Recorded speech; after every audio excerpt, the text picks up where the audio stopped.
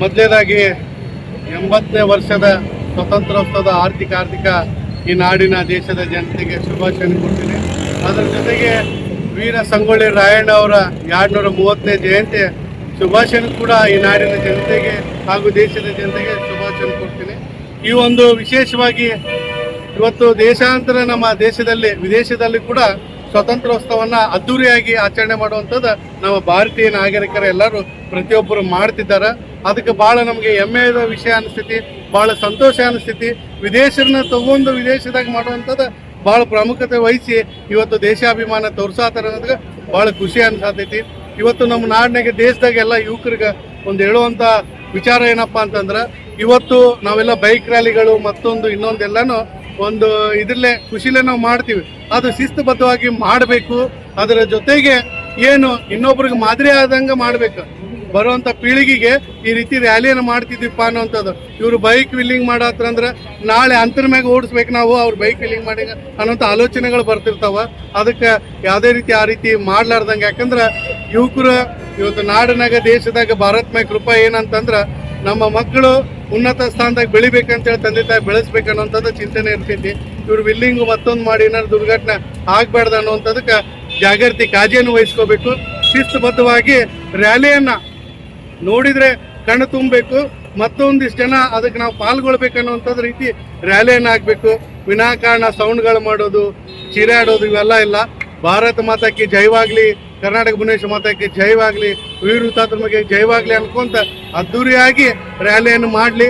ಅವ್ರಿಗೆ ಯಾವಾಗಲೂ ನಾವು ಬೆಂಬಲವಾಗಿದ್ದು ನಾವು ಕೂಡ ನಮ್ಮ ಅಳಲು ಸೇವೆಯವ್ರ ಜೊತೆಗೆ ಹಂಚ್ಕೊತೀವಿ. ಮತ್ತು ಈ ದೇಶದ ವೀರ ಹುತಾತ್ಮರು ಈ ನಾಡಿಗೆ ಈ ದೇಶಕ್ಕೆ ಒಳ್ಳೆ ಕೊಡುಗೆಯನ್ನು ಕೊಟ್ಟಾರ. ಇದು ನಾವೆಲ್ಲರೂ ಪ್ರಯತ್ನದಲ್ಲಿ ಇಟ್ಕೋಬೇಕು. ನಾವು ಏನಪ್ಪ ಇವತ್ತು ಆರಾಮಾಗಿ ಸ್ವಾತಂತ್ರ್ಯೋತ್ಸವನ ಆಚರಣೆ ಮಾಡತ್ತೀವಿ, ಬೈಕ್ ರ್ಯಾಲಿ ಮಾಡತ್ತೀವಿ, ಭಾಳ ಅದ್ದೂರಿಯಾಗಿ ಆಚರಣೆ ಮಾಡತ್ತೀವಿ ಅನ್ನೋದಕ್ಕೆ ಮುಖ್ಯ ಕಾರಣ ಯಾರು? ಅದ್ರ ಹಿಂದಲೇನ ನಾವು ಅವ್ರು ಯಾವ ರೀತಿ ಈ ನಾಡಿಗಾಗಿ ಕ್ರಾಂತಿವೀರ ಸಂಗೊಳ್ಳಿ ರಾಯಣ್ಣ ಆಗಿರ್ಬೋದು, ವೀರ ಕಿತ್ತೂರು ರಾಣಿ ಚೆನ್ನಮ್ಮ ಆಗಿರ್ಬೋದು, ಮತ್ತು ಭಗತ್ ಸಿಂಗ್ ಅವರು ಆಗಿರ್ಬೋದು, ಮತ್ತು ಶಿವಾಜಿ ಮಹಾರಾಜ ಆಗಿರ್ಬೋದು, ಹಿಂಗೆ ಟಿಪ್ಪು ಸುಲ್ತಾನ್ ಅವರು ಆಗಿರ್ಬೋದು, ಬಾಬಾ ಸಾಹೇಬ್ ಅಂಬೇಡ್ಕರ್ ಅವರು ಯಾರ್ಯಾರು ಏನು ಕೊಡುಗೆ ಕೊಟ್ಟಿದ್ದಾರೆ, ಮತ್ತು ಝಾನ್ಸಿ ರಾಣಿ ತಾಯಿ ಆಗಿರ್ಬೋದು, ಒನಕೆ ಓಬವ್ವ ತಾಯಿ ಆಗಿರ್ಬೋದು, ಅನೇಕ ವೀರ ಹುತಾತ್ಮರ ಈ ನಾಡಿಗೆ ದೇಶಕ್ಕೆ ಒಳ್ಳೆಯವನ್ನ ಭವಿಷ್ಯತ್ವವನ್ನು ಕೊಟ್ಟಿದ್ದಾರೆ. ನಮ್ಮಂಥ ಯುವಕರಿಗೆ ಮುಂದೆ ಉಜ್ವಲ ಆಗಿ ಅವ್ರಿಗೆ ಬೆಳಕನ್ನು ಕೊಟ್ಟಿದ್ದಾರೆ ಅನ್ನೋಂಥದ್ದು ನಾವು ಮರಿಲಾರ್ದಂಗೆ ಅವ್ರು ಏನು ಅಭಿಮಾನ ಇಟ್ಕೊಂಡು ಇವತ್ತು ಉನ್ನತ ಸ್ಥಾನದಾಗ ಬಂದಿದ್ದಾರೆ ಅನ್ನೋಂಥದ್ದು ಆ ಚಿಂತೆಯನ್ನು ಇಟ್ಕೋಬೇಕು. ಮತ್ತು ತಂದೆ ತಾಯಿಗೂ ಕೇಳ್ಕೊತೀನಿ, ತಮ್ಮ ಮಕ್ಕಳಿಗೆ ಇವತ್ತು ಎಲ್ಲ ರೀತಿ ಸಹಕಾರದಿಂದ ಎಲ್ಲ ಸೌಲಭ್ಯಗಳಿದಾವೆ. ಆವತ್ತಿನ ದಿನಮಂದ ಕಲಿಯೋಕ್ಕೆ ಭಾಳ ಅನನುಕೂಲ ಇತ್ತು. ಅಂತ ಒಂದು ಇದ್ರನಾಗ ಬಾಬಾ ಸಾಹೇಬ್ ಅಂಬೇಡ್ಕರ್ ಈ ದೇಶಿಗೆ ಒಂದು ಅದ್ಭುತವಾಗಿ ಕೊಡುಗೆಯನ್ನು ಕೊಟ್ಟಿದ್ದಾರೆ. ಸಂವಿಧಾನ ಶಿಲ್ಪಿ ಬಾಬಾ ಸಾಹೇಬ್ ಅಂಬೇಡ್ಕರ್ ಅವರು ಸಂವಿಧಾನ ರಚನೆ ಮಾಡಿಕೊಟ್ಟಿದ್ದಾರೆ. ಆ ರೀತಿ ಮಕ್ಕಳಿಗೆ ಒಳ್ಳೆ ಸಿದ್ಧಾಂತರನ್ನ ಬೆಳೆಸುವಂಥದ್ದು ಮಾಡ್ರಿ. ಮಕ್ಕಳಿಗೆ ವೀರ ಹುತಾತ್ಮರಂಗ ಬಾಳೆ ಬದುಕಬೇಕು, ಅವ್ರ ಮನೆತನಕ್ಕೆ, ಅವ್ರ ನಾಡಿಗೆ, ಈ ದೇಶಕ್ಕೆ ಒಳ್ಳೆ ಕೀರ್ತಿ ತರುವಂಥ ಮಕ್ಕಳಾಗಬೇಕು ಅನ್ನುವಂಥದ್ದು ಹಾರೈಸ್ತೀನಿ.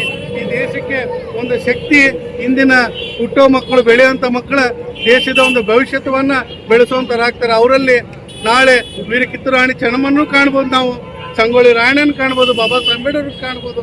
ಹಂಗೆ ವೀರ ಹುತಾತ್ಮರು ಪ್ರತಿಯೊಬ್ಬರನ್ನು ಅವರಲ್ಲಿ ಕಾಣುವಂಥದ್ದು ನಾವು ಅವ್ರಿಗೆಲ್ಲರಿಗೂ ಪ್ರೋತ್ಸಾಹ ಕೊಟ್ಟು ಒಳ್ಳೆ ಶಿಕ್ಷಣ ಕೊಟ್ಟು ಈ ಒಂದು ಎಲ್ಲದಕ್ಕೂ ಅವ್ರಿಗೆ ಹೆಗಲಿಗೆ ಕೊಟ್ಟು ಸೇವೆ ಮಾಡುವಂಥದಕ್ಕೆ ಎಲ್ಲರ ಜೊತೆ ಬೆರೆತು ಈ ಸಮಾಜ ಬಗ್ಗೆ, ಈ ವೀರ ಹುತಾತ್ಮರ ಬಗ್ಗೆ ಕಥೆ ಮೂಲಕವಾಗಿ ಅವ್ರಿಗೆ ತಿಳಿಸಿ ಹೇಳೋದ್ರಿಂದ ಅವರು ವಿದ್ಯಾವಂತರಾಗ್ತಾರೆ, ಈ ಸಮಾಜಕ್ಕೆ ಒಳ್ಳೆ ಕೊಡುಗೆ ಕೊಡುವಂಥರಾಗ್ತಾರೆ. ನೀವು ಲಾಡ್ಲಿಯಾಗಿ ಬೆಳೆಸಿಬಿಟ್ರೆ ಅಂದ್ರೆ ಮೊಬೈಲ್ದಾಗನೇ ಎಲ್ಲ ಸ್ಪೋರ್ಟ್ಸು ಮತ್ತೊಂದು ಆಡಿ ಗೇಮ್ಗಳು ಆಡಿ ಮುಗಿಸ್ಬಿಡ್ತಾರೆ. ಇವು ಆರೋಗ್ಯವಾಗಿ ಮುಖ್ಯವಾಗಿ ವ್ಯಾಯಾಮ ಬೇಕು. ಅದಕ್ಕೆ ಫಿಸಿಕಲ್ ಆಗಿ ಏನು ಆಟಗಳದಾವು ಅವು ಆಡಿಸುವಂಥದಕ್ಕೆ ಅವು ಯಾವ್ದು ಆಸಕ್ತಿ ಐತೆ ಅವರಲ್ಲಿ ಆಟದಲ್ಲಿ, ಅದಕ್ಕೆ ಒಳ್ಳೆ ಸಪೋರ್ಟ್ ಕೊಡುವಂಥದ್ದು. ಅಲ್ಲಿದ್ದಂಥ ನಾಗರಿಕರ ಕಾರ್ಪೊರೇಟರ್ ಆಗಿರ್ಬೋದು, ಶಾಸಕರಾಗಿರ್ಬೋದು, MP ಗಳಾಗಿರ್ಬೋದು, ಅವ್ರ ಕಡೆಯಿಂದ ಸಹಾಯ ಸ್ಥಾನ ಪಡ್ಕೊಂಡು ಅವ್ರಿಗೆ ಏನು ಉನ್ನತ ಸ್ಥಾನದಾಗ ಹೋಗ್ಬೇಕು ಸ್ಪೋರ್ಟ್ಸ್ ಮ್ಯಾನ್ಸ್, ಅದಕ್ಕೂ ಸಹಕಾರ ತಗೊಂಡು ಸರ್ಕಾರದಿಂದನೂ ಏನು ಸಹಕಾರ ಐತೆ ಸಹಕಾರ ತಗೊಂಡು ಅವರು ಒಳ್ಳೆ ಆಟಗಾರ ಆಗಬೇಕು, ಸ್ಪೋರ್ಟ್ಸ್ ಮ್ಯಾನ್ ಆಗಬೇಕು, ಮತ್ತು ಒಳ್ಳೆ ಶಿಕ್ಷಣ ಕಲಿತ ಒಳ್ಳೆ ಕೀರ್ತಿತ್ವ ಬೆಳಿಬೇಕು ಅನ್ನೋಂಥದ್ದು ನಂದೊಂದು ಈ ಚಿಂತನೆ. ಈ ಕರ್ನಾಟಕದ ಒಂದು ಪುಣ್ಯ ಭೂಮಿಯಲ್ಲಿ ನಾವು ನೆಲೆಸಿದ್ದೀವಿ ಅಂತಂದ್ರೆ ನಮ್ಮಂಥ ಭಾಗ್ಯಶಾಲಿನೇ ಅಲ್ಲ. ಈ ಭಾರತ ಪುಣ್ಯ ಭೂಮಿಯಲ್ಲಿ ನೆಲೆಸಿ ಅಂದ್ರೆ ನಮ್ಮಂಥ ಭಾಗ್ಯಶಾಲಿ ಯಾರೂ ಇಲ್ಲ ಅನ್ನೋಂಥದ್ದು ಈ ಸಂದರ್ಭದಾಗ ಹೇಳ್ತೀನಿ. ನಮ್ಮ ಭಾರತದ ಒಂದು ಅಭಿಮಾನಗಳ ನಮ್ಮ ನರನಾಡಿಗಳಲ್ಲಿ ಯಾವಾಗಲೂ ಇರಬೇಕು. ಇವತ್ತು ಆಗಸ್ಟ್ 15 ಇವತ್ತಷ್ಟೇ ಆಚರಣೆ ಮಾಡೋಂಗೆ ಆಗಬಾರ್ದು. 365 ದಿನಗಳ ಕಾಲನು ಉಸಿರಿರೋವರೆಗೂ ಆ ಉಸಿರಲ್ಲಿ ಕೂಡ ಕಿತ್ತೂರು ರಾಣಿ ಚೆನ್ನಮ್ಮನ, ವೀರ ಹುತಾತ್ಮನ, ಬಾಬಾ ಸಾಹೇಬ್ ಅಂಬೇಡ್ಕರ್ನ ಎದೆಯಲ್ಲಿ ಇಟ್ಕೊಂಡು ಅವರು ಪೂಜಿಸಿ ಈ ಕರ್ನಾಟಕ ಭುವನೇಶ್ವರ ತಾಯಿನ ಜೈಕಾರ ಹಾಕೊಂಡು, ಭಾರತ್ ಮಾತನ ಜೈಕಾರ ಹಾಕೊಂಡು ಆ ನ್ಯಾಯ ನೀತಿ ಧರ್ಮದಿಂದ ನಡೆಯೋದೇ ಈ ಒಂದು ನಮ್ಮ ಭಾರತ ದೇಶದ ಸಂಪ್ರದಾಯ. ಎಲ್ಲರಿಗೂ ಈ ಒಂದು ಪ್ರಜಾಪ್ರಭುತ್ವ ದೇಶ ನಮ್ದು, ಜಾತಿ ಮತ್ತೊಂದು ಇಲ್ಲ. ಎಲ್ಲಾ ಜಾತಿಗಳು, ಮುಸ್ಲಿಮ್ಸ್ ಆಗಿರ್ಬೋದು, ಕ್ರಿಶ್ಚಿಯನ್ಸ್ ಆಗಿರ್ಬೋದು, ಹಿಂದೂಗಳಾಗಿರ್ಬೋದು, ಪಾರ್ಸಿಗಳಾಗಿರ್ಬೋದು, ಬುದ್ಧಿಸ್ಟ್ ಆಗಿರ್ಬೋದು, ಅನೇಕ ಜಾತಿಗಳು ಕೂಡ ಈ ನಾಡಿಗೆ ದೇಶಕ್ಕೆ ಕೊಡುಗೆ ಕೊಟ್ಟುವಂತ ಇತಿಹಾಸಗಳಿದಾವ. ಆ ಇತಿಹಾಸಗಳನ್ನ ತೆಕ್ಕೊಂತ ಹೋಗ್ಬಿಟ್ರಂದ್ರ ಈ ಒಂದು ಜಾತಿ ಏನು ಇವತ್ತು ರಾಜಕಾರಣಿಗಳು ಆ ಜಾತಿ ಒಂದು ಗಲಭೆ ನೆಬಿಸ್ತಿದಾರ, ಯಾವುದೂ ನಡೆಯಂಗಿಲ್ಲ. ಈ ಪ್ರಜಾಪ್ರಭುತ್ವದಾಗ ಪ್ರತಿಯೊಂದು ಜಾತಿಗೆ ಪ್ರತಿಯೊಂದು ಹಕ್ಕಿದೆ. ಎಲ್ಲಾ ಧರ್ಮನ ಎತ್ತಿಡಿರುವಂಥದ್ದು ಡಾಕ್ಟರ್ ಬಾಬಾ ಸಾಹೇಬ್ ಅಂಬೇಡ್ಕರ್ ಬರೆದಿರುವಂಥ ಸಂವಿಧಾನ ಮಾಡಿದೆ. ಆ ಹಕ್ಕನ್ನು ಪಡ್ಕೊಳ್ಳುವಂಥದ್ದು ಪ್ರತಿಯೊಬ್ಬರ ನಾಗರಿಕರ ಹಕ್ಕನ್ನು ಅವ್ರ ದಾಳೊಳಗೆ ಪಡ್ಕೋಬೇಕು. ಈ ಸಮಾಜದ ಒಂದು ದೇಶ ಅಭಿಮಾನ, ನಾಡ ಅಭಿಮಾನ ಇಟ್ಕೊಂಡು ಇದೇ ರೀತಿ ಒಂದು ಅಭಿಮಾನ ಇಟ್ಕೊಂಡು ಅಬ್ದುಲ್ ಕಲಾಂ ಅವರು ನೋಡಿರ್ಬೋದು, ಮತ್ತು ನಮ್ಮ ಜಗದ್ಗುರು ಬಸವಣ್ಣ ಅವರು ನೋಡಿರ್ಬೋದು, ಹಂಗೆ ಅನೇಕರು ಹೇಳ್ಕೊಂಡು ಹೋದ್ರೆ ಭಾಳ ಇದಾಗುತ್ತೆ. ಅಂಥ ಮಾನ್ಯರಿದ್ದಾರೆ. ಅಂಥವ್ರ ಬಗ್ಗೆ ನಾವೆಲ್ಲ ಅಭಿಮಾನ ಇಟ್ಕೊಂಡು, ನಾವು ನಾಡ ಅಭಿಮಾನ, ದೇಶ ಅಭಿಮಾನ ಇಟ್ಕೊಂಡು ದೇಶ ಪ್ರೇಮನೂ ಇರಬೇಕು, ಭಾಷೆ ಪ್ರೇಮನೂ ಇರಬೇಕು ಅನ್ನುವಂಥದ್ದು ಆ ಒಂದು ಹುಮ್ಮಸ್ನಲ್ಲಿ ನಾವು ನಾಡಿಗೆ ಕೊಡುಗೆ ಕೊಡಬೇಕನ್ನುವಂಥದ್ದು, ದೇಶಕ್ಕೆ ಕೊಡುಗೆ ಕೊಡಬೇಕನ್ನುವಂಥದ್ದು ಆ ಒಂದು ಹಿರಿಯರ ಆಶೀರ್ವಾದ ತಗೊಂಡು ನಾವು ಸೇವೆಯನ್ನು ಮಾಡಬೇಕು ಸಮಾಜದಲ್ಲಿ ಅಂತ ಹೇಳುತ್ತಾ ನಾನು 2 ಮಾತು ಮುಗಿಸ್ತೀನಿ. ಎಲ್ರಿಗೂ ಒಳ್ಳೆದಾಗಲಿ. ಜೈ ಭೀಮ್, ಜೈ ಭೀಮ್. ಹಿಂದೂ, ನಾವು ಮುಸ್ಲಿಂ ಅನ್ನೋಕ್ಕಿಂತ ನಾವೆಲ್ಲ ಭಾರತೀಯರಂತ ಅನ್ಕೋಬೇಕಂತ. ಈಗ ನಾವು ಎಲ್ಲ ಹಿಂದೂಗಳು, ನಾವು ಮುಸ್ಲಿಮ್ಗಳು ಅದು ಒಂದು ಬದಿಗಿಟ್ಬಿಟ್ರೆ ನಾವೆಲ್ಲ ಭಾರತೀಯರು.